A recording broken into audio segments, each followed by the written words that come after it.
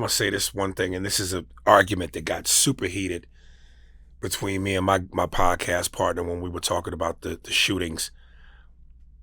And I remember my first appearance here on Vlad, I had on a red shirt. I said this, and Michael Moore echoed this. And when like I got it from him, I'm not saying he got it from me, but it was interesting that he echoed my sentiments almost word for word when I said, and again, let me look into the camera. I got a lot of white fans. I love white people. And I know some white people will hear me say this as obviously in the comment section, he don't like white people. I always said, black people know that not all white people are racist, but as a race, you guys are known for racism. Historically, stereotypically, we're supposed to be the most feared, dangerous man on the planet. But historically, we've never hung people from trees. We never raped and pillaged. We've never assassinated leaders and blew up churches and killed little children and police brutality and water hoses and dogs. We never did any of that. So my thing is this. And the list is longer. Yes. The list is long. We would like for obviously for the sake of life, for gun control to be implemented in a more serious fashion. Hands down. But if we're being honest, I think that, and I know, and this was the argument between me and my podcast partner. He goes, you can't specifically legislate laws that say you're going to go after a group. But I'm going, the faces of mass shooters and motherfuckers that shoot up schools and whatnot, have black people done it? Yeah, there's the DC sniper. That's one example that I can think of. One. Have Hispanics done it? I think the guy that shot up the school was Hispanic. The guy who shot up the school was Hispanic. But in all the other cases, Columbine, the Vegas shooting, Sandy Hook, and we could go on and on and on. We can go all the way back to Kent State and what was that, University of Texas? Yeah. Yeah. The Asian dude that shot up Virginia Tech. Yep. So yes, anybody can be a maniac and do some sick shit. Mm-hmm. But if I'm worried about my kids in school or my friends and family at a job, let's implement gun laws to protect everybody. But come on, man, let's tighten that scope a little bit. Let's. I don't know what that is in terms of, well, what would you put in place law-wise to try to not single out somebody, but you got to take a closer look at a white guy with a gun. When it comes to black people, there's no problem about being singled out. Okay. There's zero you see problem. How I'm dancing around this? Yeah, because I'm like, damn, I don't want to say the wrong thing. I don't want to piss anybody off. But I'm like, right, you just said it. But everyone knows, right? It's cool if you watch this in your apartment and tune away and then go to CNN where they're telling you the exact thing without saying it. When all of this thugs a code word for thugs. Man, it's all kinds of code words. Okay, so see, and this is where I know people will write in the comments, yeah, Gerard is taking the bull by the horns and Aries is dancing around it. And listen, I've never been one to bite my tongue, but I'm also not one. I just don't want to come off like all white people, because it's not that. Right. But you just said it. We get singled out all the time. We get singled out as a matter of fact, in this same case. Remember, all of this time they were saying the biggest terror threat to America was black extremist groups. They've been saying that since the 80s or whatever. You haven't seen that. There was the thing in Philly. I forget what the name of that group was, who had some guns and whatever, and they dropped the bombs on them. Right. And I forgive me for not having all the details at this moment, but you're on your computer, look it up. But since then, you don't see any of that. We don't have militias all through Michigan. We don't have Portland. Yeah, we didn't try to kidnap the damn governor. They were going to kidnap the governor and murder her. We didn't storm the Capitol. We didn't storm the Capitol. And if we did, like I said, if me and Aries jumped in the car and I said, stop at the liquor store, and he stopped at the liquor store and I got in the car and said, go, go, go, go. You're like, what the fuck do you do? Man, I had to off dude. I grabbed the register and I had to pop him. He knows he's a murder suspect too. There's zero way I'm getting a murder charge. We riding in the same car and he doesn't get it. We've been looking at that January 6th. They getting, dude, have you ever heard in your life somebody who went to prison for 2 months? That's a county jail visit. You might go into no damn real prison for 2 months, but you had many people die on the thing. Nobody's been charged with these extra things. So not only are we not going to keep it real about who's doing it, but we're not even going to remember penalties are supposed to be a deterrent for everyone else. In my opinion, you could take these last 2 mass shootings and add them to the tally of January 6th. Remember, treason at one point in this country was punishable by death. These motherfuckers are getting 2-month sentences, and that just opens the door. Remember, a penalty, they give the death penalty to make sure nobody else does the same stupid shit. Didn't they acquit Trump? You say what? Didn't they acquit Trump of it? Trump was running for office with open investigations. He hasn't been hemmed up for nothing. This motherfucker ran for office. We was like, I'm gonna have to take a moment from my campaign. I had to deal with my attorney. I don't want to get off into my Trump shit because Lord knows that's a hell of a fight, and I've done that. But I'm just saying to your very point, and this is why I say it disgusted me when black people go, "What did Obama do for us?" I don't give a fuck. For the record, he did, but I don't give a fuck. The same way right-wing white Republican men look after their own. Historically, the way the court system, judicial system, has always looked out for their own. Why can't we look out for our own? Despite what you think he did or didn't do. I'm not throwing him under the bus the way a lot of y'all have. I won't do it. They don't throw their own under the bus. That's because their own still make sure that they squared away. Obama, again, I know what your point is on there. He represented very well. But again, you could almost put between Trayvon Martin and Alton Sterling on to Obama. Because Trayvon Martin George Zimmerman got off. Remember all those killings while Trump was in office? That shit started while Obama was in office, and he didn't make a motherfucker pay. So why would they do? And remember, no way does Donald Trump become president if he doesn't come behind the first black president. He's the perfect president. What I'm saying is, that was a backlash victory. No doubt. That's the point I'm trying to make, which means that if Obama didn't punish somebody, do you think Trump would? That's why there was this whole rampage that didn't begin with Trump. It began at the end of Obama. So I'm right with you. He looked good. If he had done anything wrong, we would all know that. Could you imagine that black man saying grab women by the pussy? That kind of stuff. Me? That kind of stuff. Even catching him lighting a cool. In a tan suit. No socks. Remember, he had a cup of coffee in his hand and didn't salute the dude. They were ready to kill his ass. Yeah, no, he represented. Come on, man. However, he checked. The LGBT can look on paper and tell you what he did for them. But I will to this again. I gotta refer to the mastery of Dave Chappelle when he made the joke about, have you ever stopped to ask why it was easier for Bruce Jenner to change his sex than it was for Muhammad Ali to change his fucking name? How about that?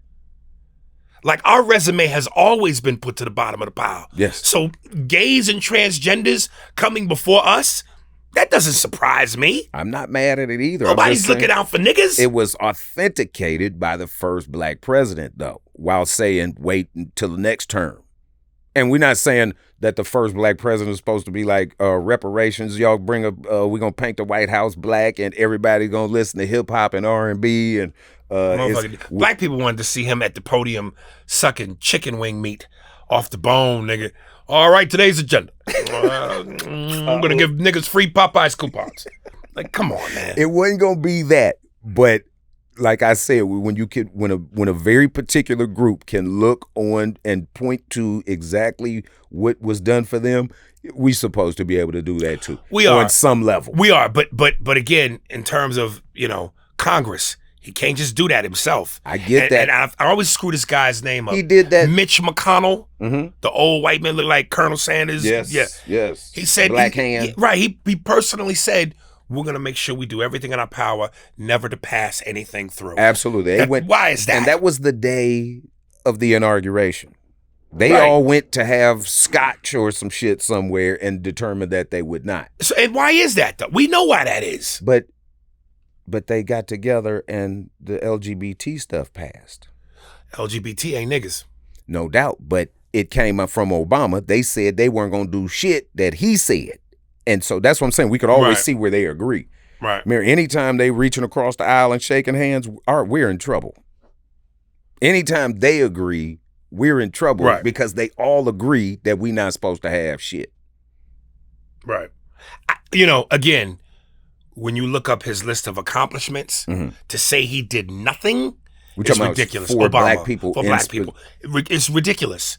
Black people didn't need health care. Black people didn't get closure from Osama bin Laden being taken out on 9/11. But again, we're talking about exclusive. See, now I know we want exclusive. We supposed to have exclusive. We haven't had shit. I know, remember, but it's again, a rising tide lifts all boats. I understand if that. I have nothing, you have 5 and he has 10. If you give everybody 10, I'm still 10 below. My thing is always this. He was the first black president. To be the first of anything is hard. To be the first black president of the United States, you're going to take some L's. When we get our 15th black president, we shouldn't be having this same conversation. But when you're the first, like Jackie Robinson, to change baseball, it would take Hank Aaron. It would take Willie Mays. It would take more than him. He had to take some L's. Right. This is a baton race, not a sprint. I'm not mad at that. But remember, when Jackie came in, the other teams were like, man, we better get some black players around this bitch because we can't get him out of here. It wasn't like you had to wait 4 years in between each Jackie. Right. The next black dude came next season. I know, but because we can't keep up with this motherfucker. I think that we can't throw him out at home. But I think we wanted to put all the weight on Obama's shoulders to accomplish everything in 2 terms. Nah, I think it's just not realistic. I know what you're saying, but I think people were willing to stand back and wait on something exclusive. I have a clip in my pocket right now where Kamala's dancing around it and saying the same thing. A rising tide lifts all boats. That's not okay. I'm telling you, watch this. Here's the trick language, and it starts every time it's about us. There's black. There is minority and there is people of color, and they use those interchangeably, and those words do not mean the same. Black is black. People of color is people who are not white but who are not black, and minorities is basically the very small percentage of people of color who don't use that against black people. When they say more black women die on the delivering room table than anybody else. And so we're going to do this, we're going to do this, we're going to do this to improve that in communities of color. But you just said the problem was with black women. Women of color don't have that issue. Minority women don't have that issue. You're going to try to fix it, and at the end of the thing, it's going to be minority women and women of color who are taken care of. Meanwhile, black women still dying every other baby. I agree. Touche. I hear But I'm you. saying they do that with everything. Look at Joe Biden's plan for black people, and look at Donald Trump's platinum plan for black America. You hear it every day on CNN and on ABC. The issue is with black people. We're going to do these things, and these things, and then underserved communities. Right. That's not black people. When black people get up, black people are too afraid to say black, so we say black and brown. But Spanish people don't have problems. Hispanics don't have those issues. And when they go to bat for themselves like they should, they stand tall for Hispanic issues. There's no brown and black coalition. Yeah, but a lot of them also deny their black heritage. I was going to say black, that. I know black. Papi, I know black. They deny and their black Hispanic. Is a motherfucker. They deny their Hispanic. Many Hispanics identify on the census as white. Let me just say this, man, and I'll be done with the Obama thing. I remember Ta-Nehisi Coates, because black people were going, cultural symbolism. Him being the president and making it's cultural symbolism. And Ta-Nehisi Coates said what I agree with. It's important. You need it. Don't devalue that. And again, I know what we wanted, but I also think it's not realistic to think that this first black president ever was going to be able to do all that. Right. I remember there was a great 3-part documentary on HBO called The Pursuit of the Perfect Union. And it was all about Obama. And there was this big round table, Black Coalition, and 2 of my favorite Black speakers and educators were there. Eric Dyson and I always forget this, Cornel West, Professor Cornel West. And Farrakhan was there. And I remember at one point, Eric Dyson worked himself up into a frenzy. And he said, Roosevelt had to deal with race. Reagan had to deal with race. These many, Nixon, all these white presidents had to deal with race. Why are you the first president that doesn't want to deal with race? And he was upset. And Cornel West was hugging him from the back like, calm down, brother, calm down. And it bothered me because I went, I get it. But in terms of the big picture, we're not trying to be one and done. We want 5, 6, 7, 8, 9, 10 Black presidents. And if Obama doesn't play it strategically and he does what y'all think he should do, and again, it pains me to say this because it feels like I'm kowtowing or something, but I'm not. What I'm saying is he's got to be presidential. He's got to kick the door open and do what's necessary to leave it open. So in this baton race, he can go, I've taken it as far as I can. To the next Black man or woman, your turn. So when you go, why can't he deal with race? He can't deal with race the way you want him to, because if he does, it's going to make a portion of non-Black people, particularly white, go, oh, you see, he's not for us. He's just for the brothers. And then that potentially closes the door on the next one. For the next guy. I get that, but that's what I'm saying. Remember, Black people's needs are so, again, mountainous that you didn't have to do all of it. At this very moment, you don't think he did the best that he could? I think for the time that he had. I think for representation wise, he was excellent. But like I said, you have to put your toe in it. You can't go sing a Negro spiritual or say that Trayvon looks like my son instead of making some other stuff happen. Doesn't have to be everything. We're not saying the first president is supposed to do reparations. But watch this. There's a young dude right now running for, I forget what the office is, out of South Carolina. And he's giving Jim Clyburn the business. Now, he's running on a reparation platform. Now, whether or not this dude wins, right, whether he wins or not, that's a victory. He's not tucking what his Black agenda is behind him. That's the platform he's running on. So in my opinion, he could even lose and that be almost more effective than trying to hide what the actual agenda is. And then remember, if you're running for an office, you still have to take care of the city. You still got to take care of the state. You still got to take care of the nation.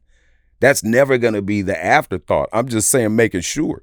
Remember, we do immigration. That doesn't have anything to do with anybody other than the people who are coming over. That's an exclusive thing. That nigga, remember, that's why these dudes are running around killing everybody, talking about replacement theory. It makes them uncomfortable. They don't stop and not do that. You take care of the people who are here. And you do it in increments. I'm not saying you're supposed to jump off the ledge and say, I'm picking up all of the Black issues and I'm going to force that in front of everybody's face. I'm saying let it be known. We do LGBT. We do all the marginalized joints, but we don't do Black. We don't take care of Black. I hear you. I think that's a little bit more complex. It is. It is. Than we can totally comprehend.